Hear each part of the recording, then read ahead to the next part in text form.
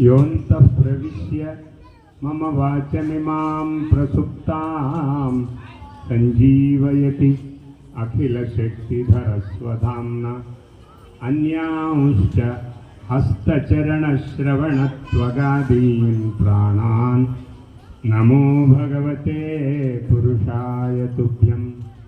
या सत्संस्कृतिसम्प्रदाय जननी या सर्वविद्या प्रसूः या देशस्य जनस्य सर्ववचसाञ्च ऐक्यप्रदानोद्यता या वेदोपनिषत्पुराणचय सत्काव्यश्रिया राजते सा भाषाद्युसदां सदा विजयताम् आचन्द्रतारारुणम् रत्नाकराधौतपदां हिमालयकिरीटिनीं ब्रह्मराजर्षिरत्नाढ्यां वन्दे भारतमातरम् वन्दे भारतमातरम्।